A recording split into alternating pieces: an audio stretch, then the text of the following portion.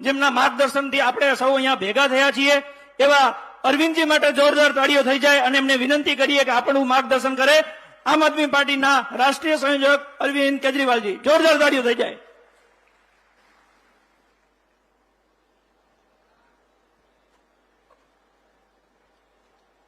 एक बार जोर से दोनों हाथ ऊपर करके भारत माता का जयकारा लगाएंगे। भारत माता की, भारत माता की, इनकलाब, वंदे।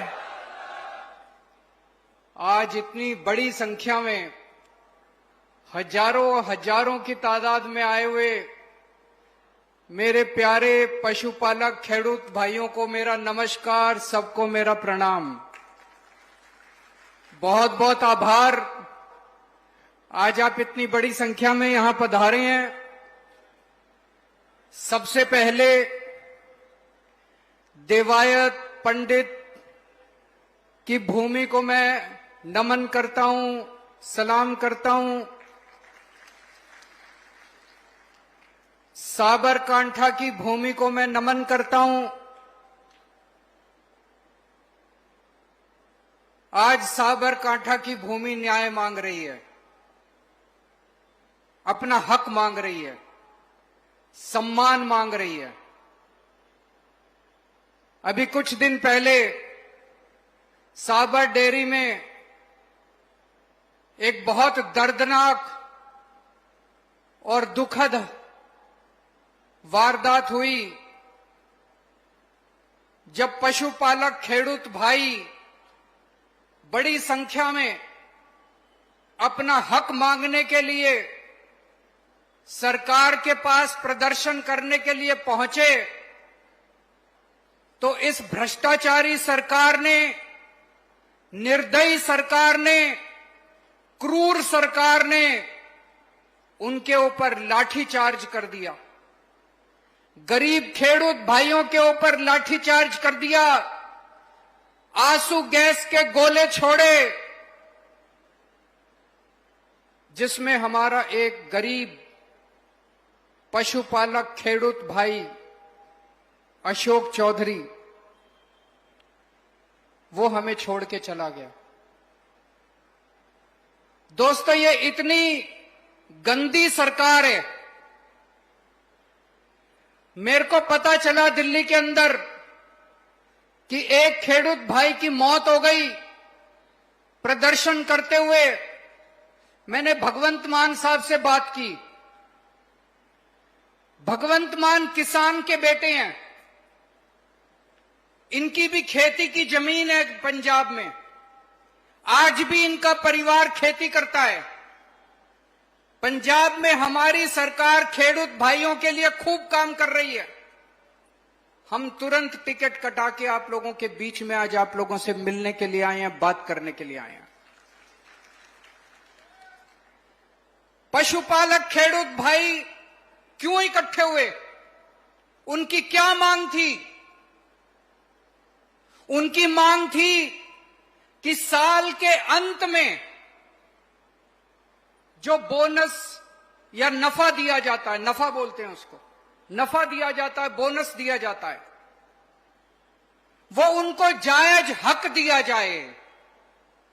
हर साल जून के महीने में गरीब खेडूत भाइयों को उनका नफा, उनका बोनस, उनका कमीशन दिया जाता है।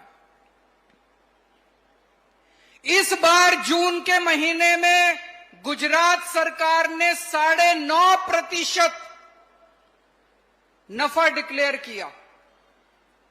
9.5 दिया नहीं अभी तक, गलत तो नहीं कह रहा, अभी तक दिया नहीं है एक पैसा भी। 9.5% जून के महीने में उन्होंने डिक्लेयर किया। हर साल जून के महीने में पूरा पैसा आ जाता है खाते में।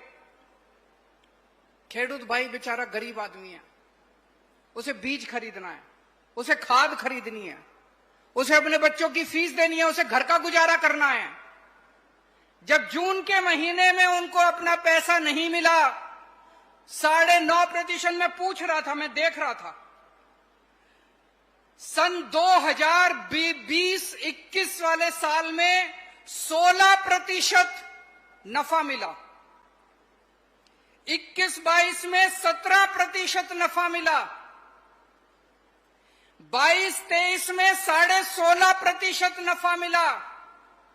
23-24 में 17% नफा मिला।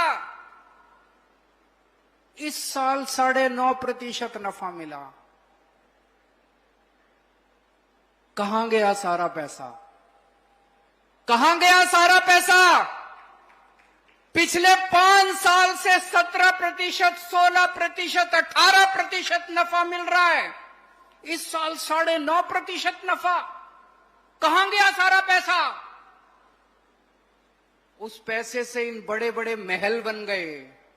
स्विस बैंकों में चले गए इनके पैसे। इनकी पार्टियों की चुनाव रैली हो रही है।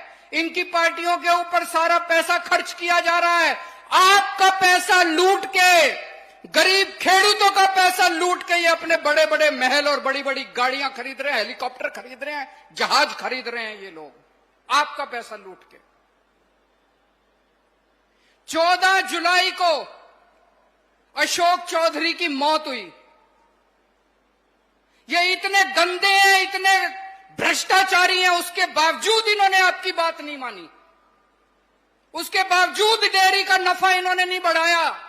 उसके बावजूद इन्होंने अशोक चौधरी की मौत होने के बावजूद इन्होंने आपका हक नहीं दिया।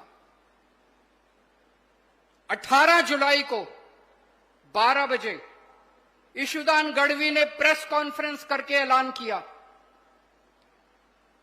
कि 23 तारीख को केजरीवाल जी और भगवंत मान आएंगे। 18 जुलाई को 12 बजे ऐलान किया कि 23 जुलाई को केजरीवाल जी और भगवंत मान आएंगे। उसी दिन 3 बजे इन्होंने ऐलान कर दिया कि हम 17.5% बोनस देंगे। अभी दिया नहीं है, अभी दिया नहीं है, झूठा ऐलान किया है, झूठा ऐलान किया है इन्होंने, अभी दिया नहीं है, कुछ भी नहीं दिया इन्होंने। आज हम आपके बीच में आए हैं ये कहने के लिए, इन्होंने आपका पैसा चोरी करके अपने बड़े बड़े महल बना लिए, लेकिन आपके सर के ऊपर छत भी नहीं है। ईशुदान गढ़वी मुझे बता रहे थे, अशोक चौधरी जी के घर गए थे, वो बहुत गरीब खेडूत है, उसके घर पे छत भी नहीं है। ऐसे गरीब लोगों का पैसा खाके ये अपनी चुनावी रैलियां कर रहे हैं, महल बना रहे हैं, गाड़ियां खरीद रहे हैं, हेलीकॉप्टर खरीद रहे हैं। पाप लगेगा इन लोगों को, नरक में जाएंगे ये लोग।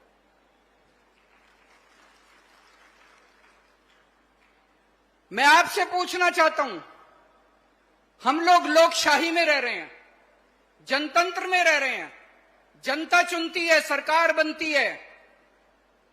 अगर खेडूत भाई, पशुपालक खेडूत भाई प्रदर्शन कर रहे थे, अगर उनकी मांग थी, उनकी हक के लिए मांग थी, क्या सरकार को आपके साथ बैठ के बातचीत नहीं करनी चाहिए थी? बातचीत करनी चाहिए थी कि नहीं करनी चाहिए थी? क्या इनको आपके साथ बैठ के, क्या इनको गोली चलानी चाहिए थी, डंडे चलाने चाहिए थे, आंसू गैस के गोले छोड़ने चाहिए थे? ये तो अहंकार है, इनको अहंकार हो गया है। 30 साल की सरकार का इनको अहंकार हो गया। इनको लगता है कहां जाएंगे गुजरात वाले, वोट तो इनको हमें ही देनी पड़ेगी, बात तो इनको करनी चाहिए थी। और मुझे ज्यादा आश्चर्य तब हुआ, अशोक चौधरी जी पशुपालक खेडूत भाइयों के लिए लड़ते हुए शहीद हो गए, अभी तक उनके लिए मुआवजा नहीं दिया गया, एक भी पैसे का मुआवजा नहीं दिया गया। आज मैं इस मंच से मांग करता हूं कि डेयरी की तरफ से 1 करोड़ रुपए और गुजरात सरकार की तरफ से 1 करोड़ रुपए उस परिवार को मुआवजा दिया जाना चाहिए। और मुआवजा देना तो छोड़ो, जब से ये हादसा हुआ है तब से सारे खेडूत भाइयों के घर भेज भेज के उनको दबाने की, उनको कुचलने की, उनको डराने की, उनको धमकाने की साजिश चल रही है। चल रही है कि नहीं चल रही? जा रहे हैं कि नहीं जा रहे हैं गांव गांव के अंदर डराने के लिए, धमकाने के लिए? आज कितने लोगों को धमकाया गया कि मीटिंग में नहीं आना, इस मीटिंग में नहीं आना है। पूरे गुजरात के अंदर इन्होंने दमन का, गुजरात में, खासकर नॉर्थ गुजरात में, उत्तरी गुजरात में एक एक खेडूत भाई पशुपालक का भी काम करता है। अगर आपको आपका हक पूरा मिल जाए, मैंने इस पे बहुत स्टडी की है, अगर आपको आपका हक पूरा मिल जाए, एक एक खेडूत भाई की गरीबी दूर हो सकती है। अगर भ्रष्टाचार खत्म हो जाए, इन्होंने कोऑपरेटिव क्या थी, सहकारी क्षेत्र क्या है, सहकारी क्षेत्र का मतलब किसानों का सहकारी क्षेत्र मतलब किसान उसको चलाएंगे। अब किसान नहीं चला रहे, बीजेपी ने कब्जा कर लिया पूरे सहकारी क्षेत्र के ऊपर, डेयरी के क्षेत्र के ऊपर, किसानों के। करा कि नहीं करा बीजेपी वालों ने कब्जा? बीजेपी ने पूरा कब्जा कर रखा है और इन्होंने सारा कब्जा करके आपको लूटने का काम किया है। मैंने ये देखा है कि अगर आप लोगों को आपका पूरा हक मिल जाए, एक एक खेडूत की गरीबी दूर हो सकती है। मुझे बताया गया, एक पशुपालक खेडूत भाई अपना दूध निकालता है जानवर से, दूध निकाल के जब वो अपना दूध देने के लिए जाता है, आपको फैट के आधार पे आपकी पेमेंट दी जाती है। दी जाती है कि नहीं दी जाती? फैट के आधार पे पेमेंट मिलती है। फैट नापने वाली मशीन गड़बड़ है। गड़बड़ है कि नहीं है? हाथ खड़े करके बताना, फैट नापने वाली मशीन, फैट नापने वाली मशीन गड़बड़ है। फैट अगर 7.5% होता है तो वो 7% दिखाती है। बाकी पैसा खा जाते हैं ये लोग, लाखों रुपए, करोड़ों रुपए, अरबों रुपए खा जाते हैं आप लोगों के गरीब खेडूत पशुपालक किस उसका 0.5%, 0.3%, 3.4 पॉइंट उसका कम करके ये सारा पैसा खा जाते हैं, अपनी चुनावी रैलियों के अंदर खर्च करते हैं। ये अमीरों की सरकार है, ये अदानी के लिए काम करते हैं। अगर अदानी को पूरी दुनिया में कहीं ठेका लेना हो, प्रधानमंत्री जी स्पेशल बना के वहां पे जाते हैं और अदानी को ठेका दिला के आते हैं। लेकिन गुजरात का पशुपालक खेडूत जब अपना हक मांगने के लिए जाता है, उस पर आशुदाय गैस के गोले छोड़ दिए जाते हैं। आम आदमी पार्टी गरीबों की सरकार है, आम आदमी पार्टी खेडूतों की सरकार, आम आदमी पार्टी गरीबों की पार्टी है, खेडूतों की पार्टी है, मजदूरों की पार्टी है, आम लोगों की पार्टी है। हम आपके लिए लड़ेंगे। हमें जब पता चला, मैं दिल्ली से और भगवंत मान साहब पंजाब से सीधे यहां चले आए, आप लोगों को आश्वासन देने के लिए आए हैं कि हम आपके साथ खड़े हैं, आपके हक के लिए लड़ेंगे, आपके सम्मान के लिए लड़ेंगे, आपको न्याय दिला के रहेंगे। अगली बार गोली चलेगी तो पहले केजरीवाल के सीने पे गोली चलेगी, फिर खेडूतों के सीने पे गोली चलेगी।